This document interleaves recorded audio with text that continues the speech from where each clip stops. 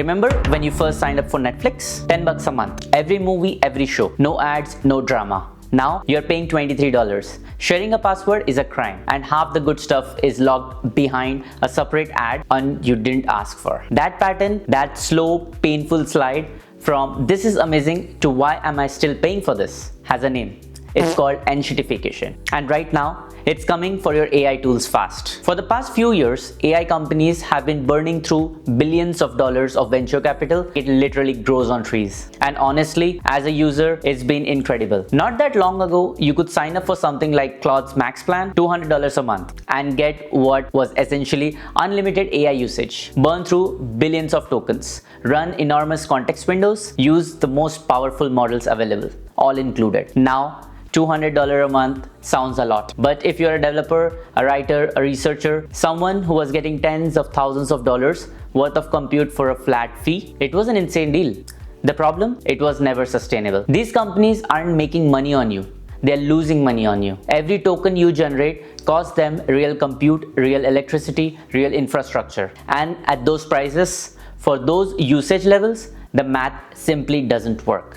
And this is exactly where we are right now. The cracks are starting to show. Take GitHub Copilot. Just a few days before recording this, they made some pretty drastic changes. They have completely suspended new signups. They have added stricter limits, weekly caps, usage throttles. They have removed access to some of their most powerful models, the expensive ones like Opus, and locked those behind a significant pricier tier. We are talking roughly 4 times more expensive than what existed before. And then there's Anthropic, the company behind Claude.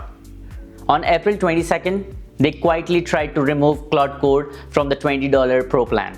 Just gone. A feature people were actively using and relying on, stripped out of a plan they had already paid for. Backlash was immediate, massive, and within days, they had to reverse course and added it back. But here's the thing, that reversal doesn't mean everything's fine. It means that they tried and they'll try again because they have to. They're losing money on every power user who sits at that $20 tier, running long agentic tasks, chewing through tokens, using Claude Code to build entire applications. That's just not a business that's worth at $20 a month. And it's not just individual users feeling this.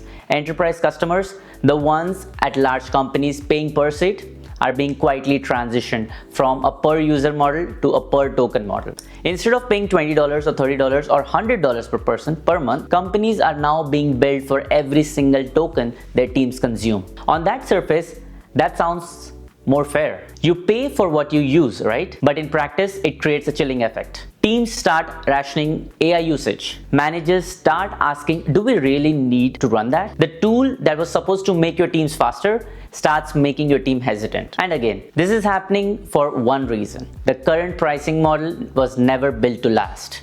It was built to acquire users. This is not new. This is a playbook. Cory Doctorow coined the term enshittification to describe exactly this cycle. First, platforms are good to users to hook them. Then they start extracting value from those users to please investors.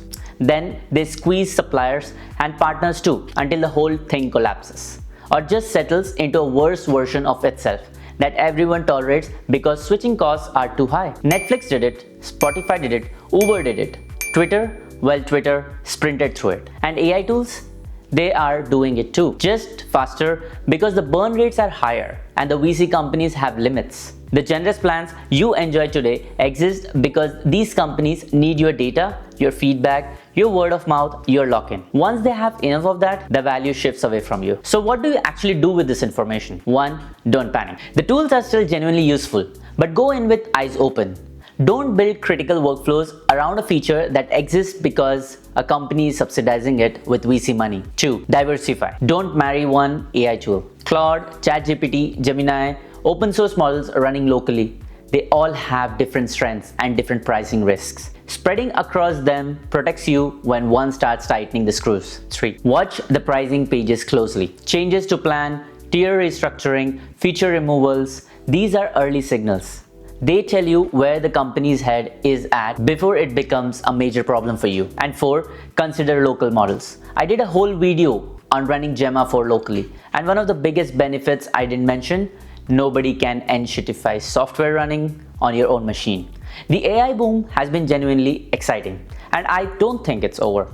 But the era of unlimited AI for almost nothing, the era is ending. The question isn't if prices go up and features get pulled. The question is how fast and whether you're ready for it. If this video made you think twice about how you're using these tools, drop it a like. It really does help the channel. And if you haven't watched the local AI video yet, it's linked right up here. Because running your own models might be the smartest hedge you can make right now. See you in the next one.